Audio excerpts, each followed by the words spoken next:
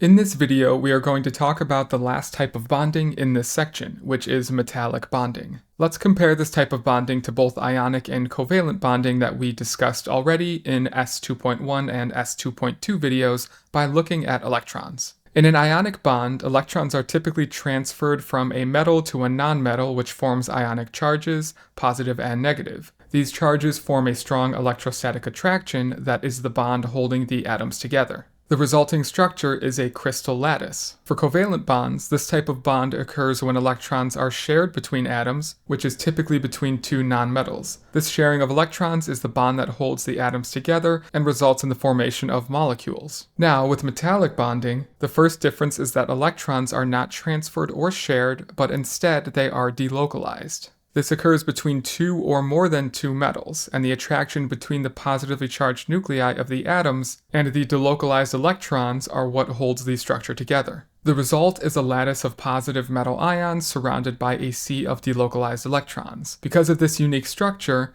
metallic substances have unique properties that are not seen in other ionic or covalent models. The delocalized electrons enable high electrical conductivity because they can move rapidly to carry charge when a voltage is applied, and they facilitate high thermal conductivity by quickly transferring kinetic energy, heat, throughout the metal through collisions. In addition, the non-directional nature of the bonds allow the layers of metal cations to slide past one another when a force is applied without fracturing the structure, which makes it very malleable, which is the ability to be hammered into sheets, and ductile, which is the ability to be drawn into wires. These properties provide a lot of utility, such as excellent conductivity of metals like copper used for electrical wiring, and the strength and malleability of metals like steel, which is an iron alloy, for their use in construction and manufacturing.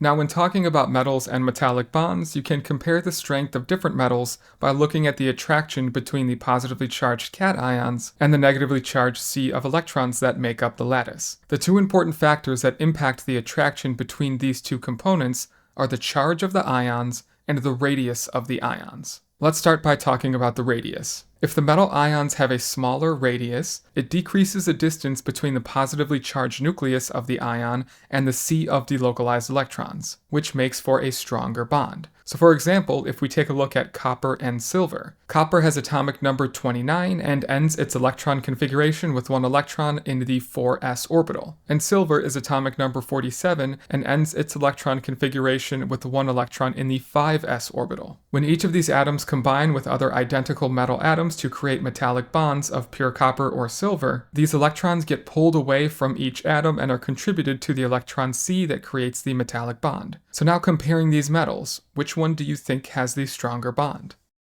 They both contribute one completely delocalized electron, which means they have the same charge, so we can compare their ionic radii. We can see that copper has a smaller ionic radius than silver because of the other electrons it holds sitting in the 3d orbital compared to the 4d orbital that we see in silver. Because of this, the moving sea of electrons can be closer to the positively charged nucleus of the copper ions in the metallic bond, which strengthens the electrostatic attraction between them. So we can say that copper is a stronger metal compared to silver because of this greater attractive force, which we can see when we compare the melting and boiling points between the metals. It takes a lot more energy to melt copper than it does to melt silver. When we look at copper and silver in the periodic table, they sit in the same group at different periods. And as you move down a group, the radius of each atom increases. So we can say that as you move down a group in the periodic table, metallic bond strength will decrease. Now let's take a look at ionic charge. Ions that have greater or higher positive ionic charges create stronger metallic bonds compared to ions that have lower charges. This is because having a higher charge in the nucleus of the atom compared to the orbital electrons allows for a stronger pull on the delocalized electrons. In addition, atoms with higher ionic charges tend to also contribute more electrons to the delocalized electron sea in the metallic bond, leaving more opportunity for the electrostatic attraction to hold. Let's take potassium and calcium as an example. These two metals sit in groups 1 and 2 of the periodic table and in the same period. Group 1 elements, the alkali metals, form ions by donating their single valence electron, which gives them a +1 charge. Similarly, group 2 elements, the alkaline earth metals, form ions by donating their 2 valence electrons, which give them a 2+ charge. When comparing the metallic bonds of potassium and calcium, calcium will create a stronger metal because it has a higher 2+ charge compared to the potassium's 1+ charge. Having a higher positive charge also decreases the ionic radius because electrons are being pulled more tightly based on the charge difference. This again influences the melting and boiling point of the metals.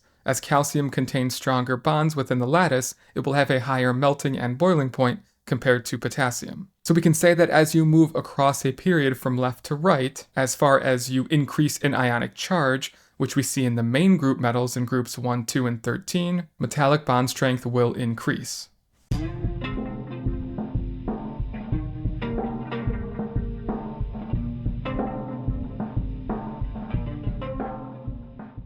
The HL part for this section is only one concept, so I decided to add it onto this video. If you are an HL student, please continue watching. If you are an SL student, you can stop the video here and move on to the post-video activity if you are using the handout. Now, onward to the content. When we look at transition elements, we need to remember that they have valence electrons in both their outermost s orbitals and their d orbitals. Because the d orbitals are close in energy to the s orbital of the next principal energy level, they can lose varying numbers of electrons to form ions with different charges. And when we consider metallic bonding, a unique feature that takes place where electrons from the s orbitals and electrons from the d orbitals can both be delocalized and partially delocalized, respectively, adding to the sea of electrons and creating a stronger bond. Let's look at nickel as an example. An individual nickel atom has 28 electrons, and we can account for all 28 of them in the orbital diagram here. In an unbonded state, the 4s and 3d electrons are very close in energy, as they are almost horizontal with one another in the diagram. When nickel atoms form metallic bonds and create solid nickel, the energy bands are altered a bit and the 4s electrons become completely delocalized and are added to the sea of electrons, forming the metallic bond. But because the energy levels are very similar, the 3d electrons also become partially delocalized